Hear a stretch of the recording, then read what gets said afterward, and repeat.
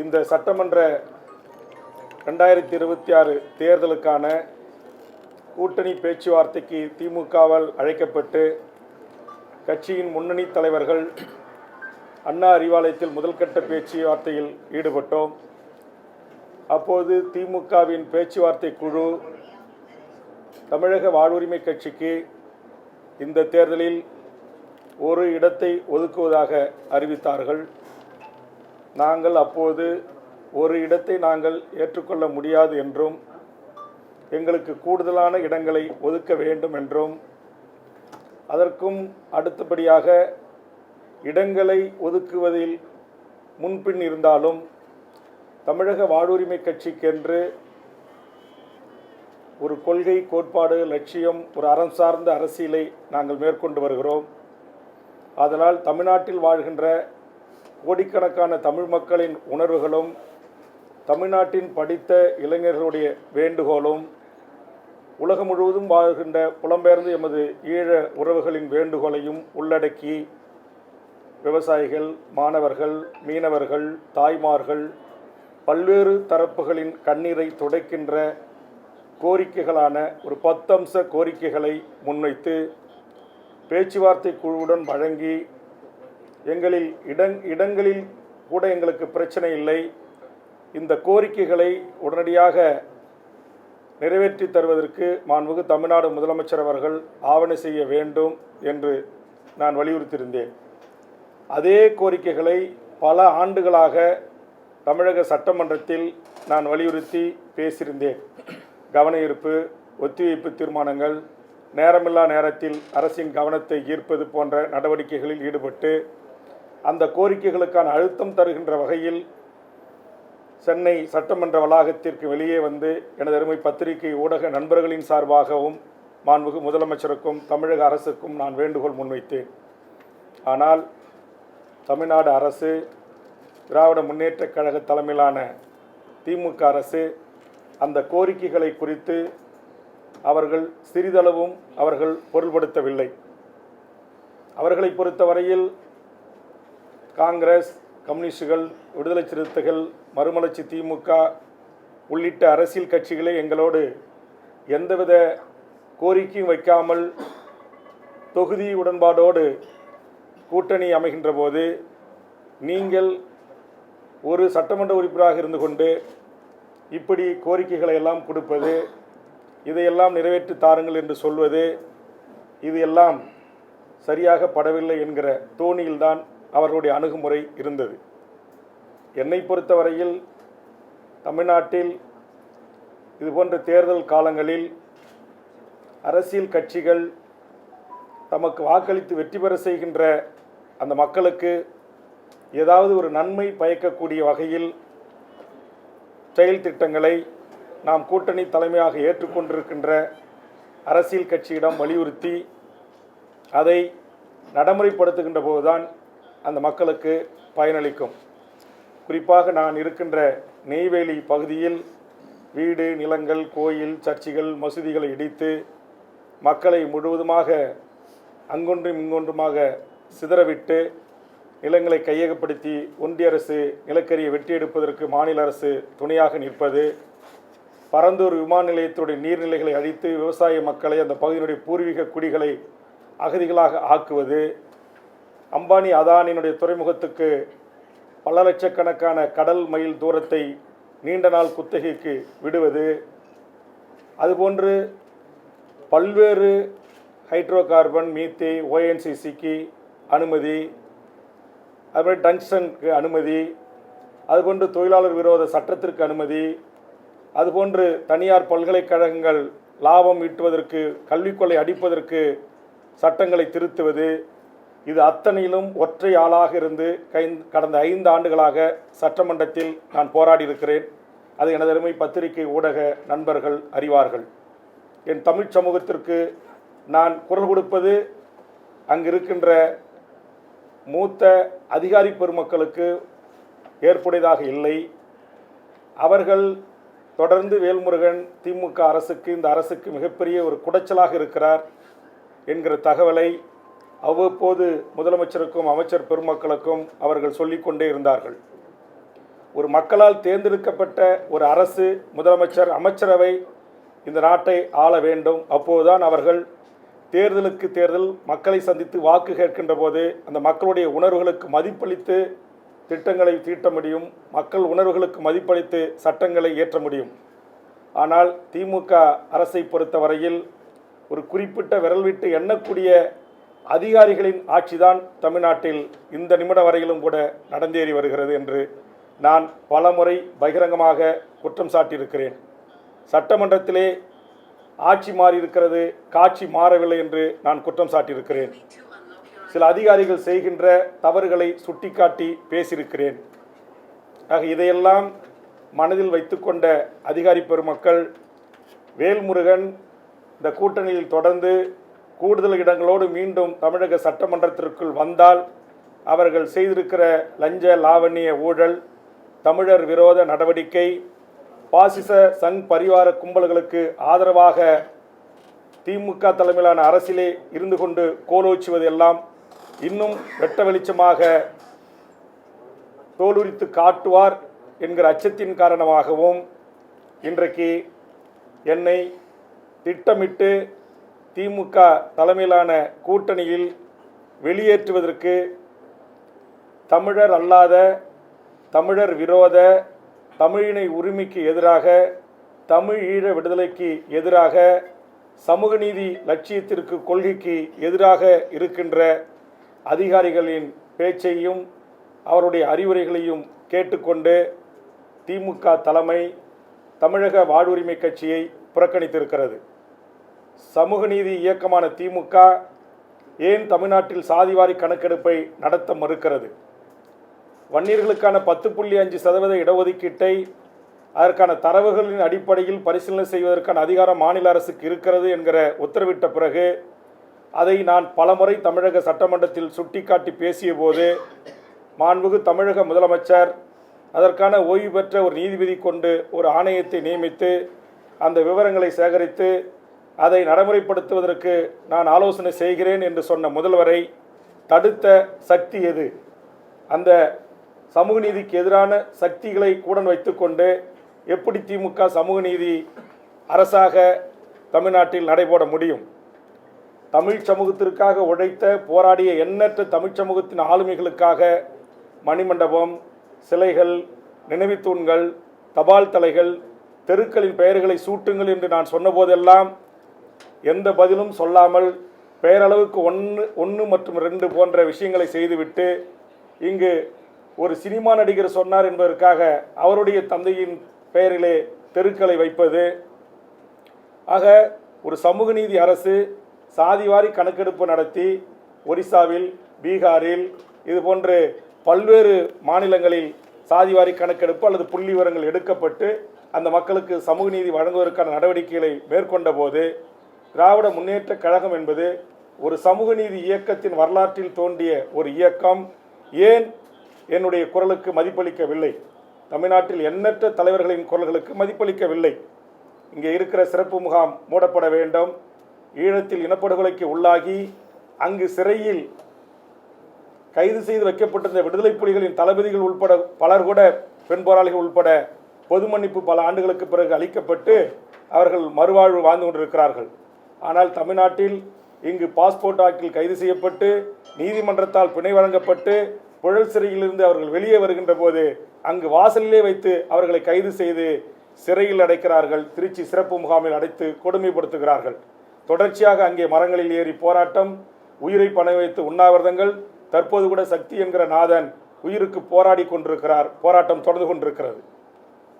ஆக தமிழக வேலை தமிழருக்கே என்கிற ஒரு சட்டம் இயற்றினால் என்ன? குஜராத்தில் இருக்கிறது, கர்நாடகத்தில் இருக்கிறது, பீகாரில் இருக்கிறது, இந்தியாவில் பல மாநிலங்களில் இருக்கிறது. அந்த மாநில மக்களுக்கான வேலை வாய்ப்பு முன்னுரிமை. ஆனால் தமிழ்நாட்டில் அப்படி ஒரு சட்டம் இயற்றப்படவில்லை.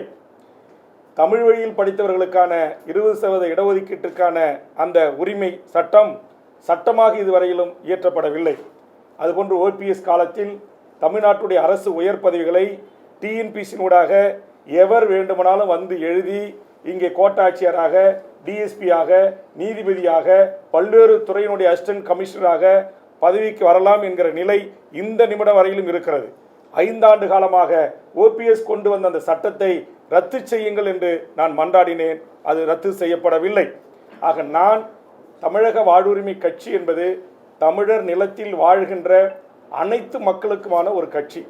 ஆக இந்த அனைத்து மக்களுக்குமான கிடைக்க வேண்டிய சமூக நீதி கிடைக்கப்பெறவில்லை, வேலைவாய்ப்பு கிடைக்கப்பெறவில்லை. இங்கு மாணவர்கள், மீனவர்கள், தொழிலாளர்கள், விவசாயிகள் பிரச்சனைகள் தீர்க்கப்படாமல் இருக்கிறது. ஆக இதையெல்லாம் நான் சுட்டிக்காட்டி முதலமைச்சருடைய கவனத்திற்கு எடுத்து சென்று அதை தீர்ப்பதற்கு முயற்சி எடுக்கின்ற போது அதற்கு முட்டுக்கட்டியாக இருக்கிற கார்ப்பரேட் பெரும் முதலாளிக்கு ஆதரவாக இருக்கின்ற சக்திகள் இன்றைக்கு முதலமைச்சரை சுயமாக சிந்தித்து முடிவெடுப்பதற்கு அனுமதிக்க மறுத்து இங்கு அதிகாரிகள் ஆட்சி கொட்டமடித்துக் கொண்டிருக்கிறார்கள் என்று நான் சொன்ன குற்றத்திற்காகவே இன்றைக்கு அரசியல் ரீதியாக கூட தேர்தல் களத்திலும் அவர்கள் இதிலே தலையிட்டு இன்றைக்கு குழப்பங்களை விளைவித்துக் கொண்டிருக்கிறார்கள். எனக்கு அதை பற்றி கவலை இல்லை. திமுக தலைமையிலான இந்த கூட்டணியில் இத்தனை ஆண்டு காலம் இருந்தேன். 5 ஆண்டு காலம் திமுகவின் சார்பாக உதயசூரியன் சின்னத்தில் போட்டியிட்டு வெற்றி பெற்று நான் ஒட்டுமொத்த தமிழக மக்களுக்கான குரலாக எனது குரல் ஒலித்திருக்கிறது.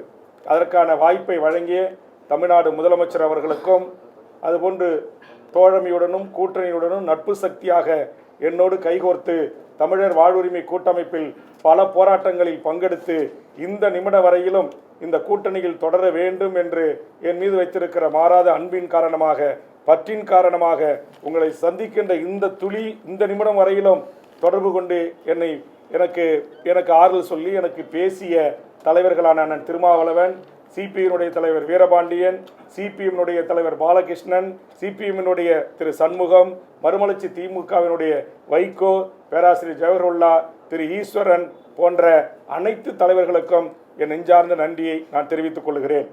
தமிழர் வாழ்வுரிமை கூட்டமைப்பில் உலக தமிழர்களின் வாழ்வுரிமைக்காகவும் ஈழ இன பிரச்சனைகளை குறித்தும் தமிழ் சமூகத்தின் வாழ்வுரிமைக்காகவும் என்னால் தலைமை ஒருங்கிணைப்பாளர் நடத்தப்படுகின்ற தமிழர் வாழ்வுரிமை கூட்டமைப்பில் தொடர்ந்து நாம் பயணிப்போம் என்று எனக்கு தெரிவித்திருக்கிறார்கள்.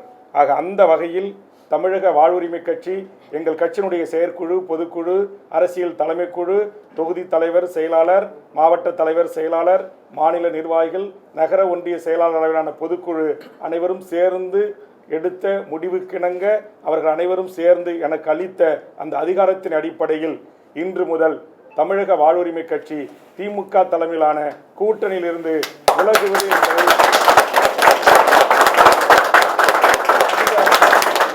அதிகாரப்பூர்வமாக அறிவிக்கிறேன்.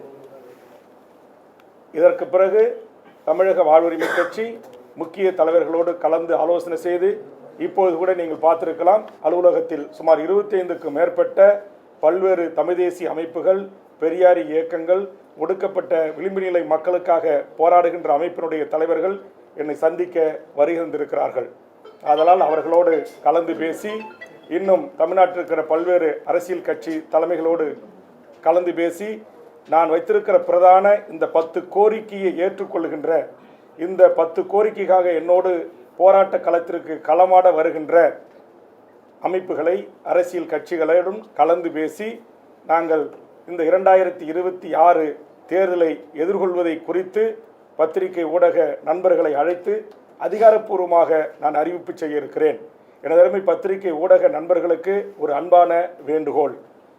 எங்கள் கட்சியை பொறுத்தவரையில் இது தமிழ்நாடு விடுதலைப்படை, மாவோயிஸ்ட் இயக்கங்கள், தமிழ்நாடு மீட்சிப்படை போன்ற பல்வேறு தமிழ் தேசிய அரசியல் ஆளுமைகளை கொண்ட ஒரு அரசியல் தலைமை குழுவாக, அரசியல் முக்கிய நிர்வாகிகளை கொண்ட ஒரு கட்சியாக நடைபெற்று வருகிறது.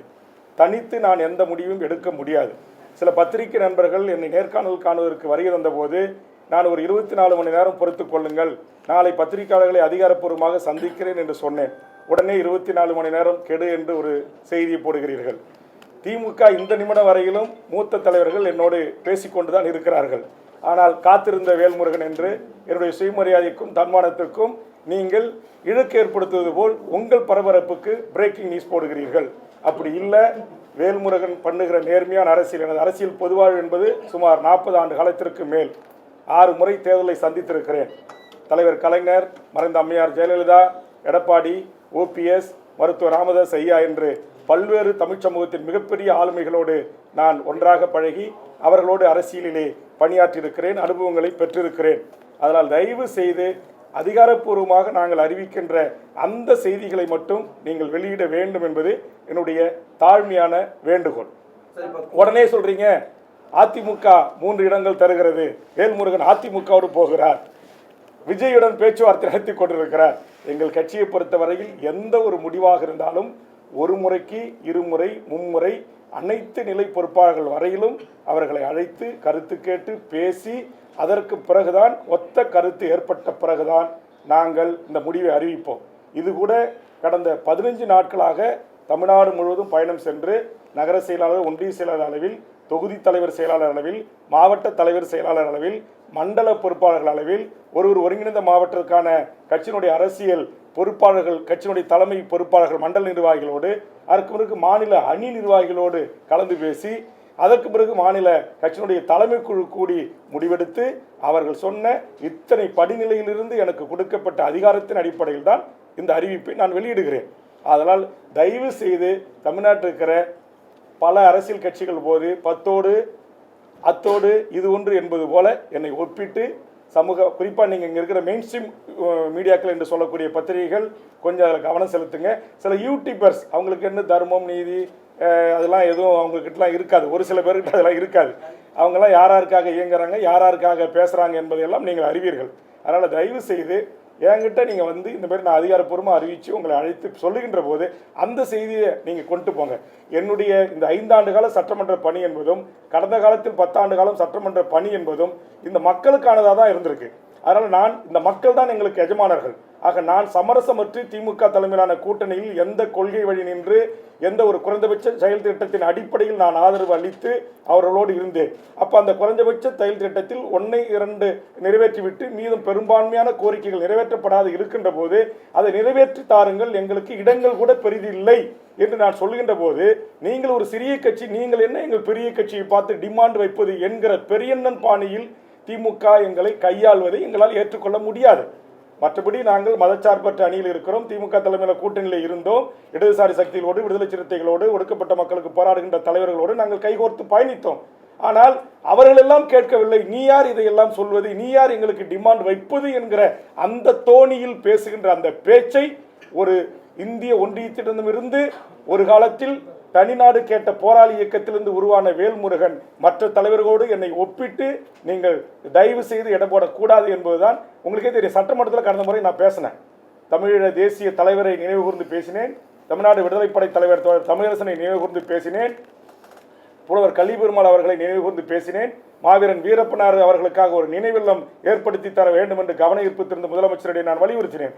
ஆக இது எல்லாம் எதை காட்டுகிறது என்று சொன்னால், எனக்கு பதவியோ பணமோ வேற எதுவுமே எனக்கு தேவையில்லை. நான் ஓட்டு அரசியல் இருந்த கூட விலகி, நான் என் கட்சி இல்லை, நான் தனிப்பட்ட வேல்முருகனாகிய நான் ஓட்டு அரசியல் இருந்து கூட விலகி நான் இந்த மண்ணுக்கும் மக்களுக்கும் மொழிக்கும் இனத்திற்குமாக மண்டியிடாமல் மானத்தோடு போராடி மடிவதற்கு தயாராக அர்ப்பணித்துக் கொண்டு பொது வாழ்வுக்கு வந்தவன் வேல்முருகன். ஆனால் தயவு செய்து இளைய புதிய வருகையாக வந்திருக்கிற, நான் பார்த்து பரிசு வாங்கி பரிசு கொடுத்த என் பகுதியை சேர்ந்த பத்திரிகையாளர் கூட சில பேர் இன்னைக்கு இருக்கிறாங்க. ஆக அவங்களாம் வந்து என்னுடைய கடந்த கால வாழ்வு வரலாறு, என்னுடைய தியாகம், என்னுடைய அர்ப்பணிப்பு இதை குறித்து கிஞ்சித்தும் ஒரு ஒரு சீர்தூக்கி பார்க்காமல் உடனே வேல்முருகன் இங்கிலன்னு அங்கே போயிடுவார், அங்கிலன்னு எங்கே போயிடுவார், உடனே சசிகலா தலைமையில் கூட்டத்தில் இடம் பெற்றுவார், இப்படிலாம் போட்டு எங்களுடைய இந்த போர்க்குணம் கொண்ட ஒரு போராட்டம் கொண்ட ஒரு சமூக நீதி தளத்தில் சாதி மத சண்டைகள் இல்லாத ஒரு தமிழர் வாழ்வுரிமைக்கான, இந்த தமிழர் நிலத்தில் வாழ்கின்ற மொழிவழி சிறுபான்மையர்களின் வாழ்வுரிமைக்காகவும் உலக தமிழர்களின் வாழ்வுரிமைக்காகவும் போராடுகிற ஒருவனை தயவு செய்து நீங்கள் புரிந்து கொண்டு எங்கள் உணர்வுகளுக்கும் உணர்ச்சிகளுக்கும் மதிப்பளித்து செய்தி வெளியிட வேண்டுமே தவிர பரபரப்புக்கான செய்திகளை வெளியிட வேண்டாம் என்று உங்கள் அனைவரையும் இதன் மூலம் இருகரம் கூப்பி கேட்கிறேன். ஒட்டுமொத்த தமிழ்நாட்டு மக்களை நம்பி நாங்கள் இந்த முடிவை எடுத்திருக்கிறோம். எந்த ஒரு பிரிவு ஒரு அரசியல் கட்சி எங்களை அழைக்கும், எங்களுக்கு கூடுதல் இடம் கொடுக்கும், கூட்டத்தில் எங்களை சேர்த்துக்கொள்ளும் அப்படின்லாம் எங்களோட நோக்கமே இல்லை. இந்த நாட்டை மதத்தின் பெயரால் பிளவுபடுத்துகிற, மதத்தின் பெயரால் மக்களை கூறு போடுகின்ற பாரதிய ஜனதா என்கிற அந்த என்டிஏ தலைமையிலான கூட்டணியில் தமிழக வாழ்வுரிமை கட்சி இடம்பெறாது என்பதை அதிகாரப்பூர்வமாக நான் அறிவிக்கிறேன். அதனால நீங்க உடனே சீட்டுக்காக வேல்முருகன் பிஜேபியோட கூட்டணிக்கு போயிடுவாரு, அங்க போயிடுவாரு, இங்க போயிடுவாரு, அதெல்லாம் கிடையவே கிடையாது.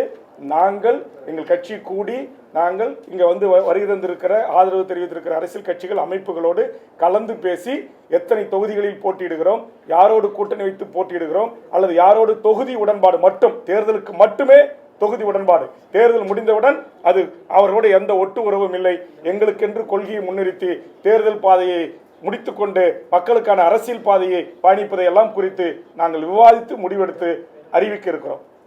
அதனால் தயவு செய்து நாங்கள் சொல்கிற அதிகாரப்பூர்வமாக அறிவிக்கிற செய்தியை மட்டும் நீங்கள் வெளியிட்டு உதவணும். எங்களுக்கு தமிழ் சமூகத்தில் இருக்கிற அந்த நல்ல பெயரை தயவு செய்து ஒரு சில யூடியூபர்ஸ், ஒரு சில மீடியாக்கள் அந்த டேமேஜ் என்று சொல்லக்கூடிய அது ஒரு எங்கள் மீது ஒரு தப்பான பின்பம் மக்கள் மீது ஏற்படுவதற்கு வாய்ப்பளிக்க வேண்டாம். இது எங்களுடைய தாழ்மையான வேண்டுகோள்.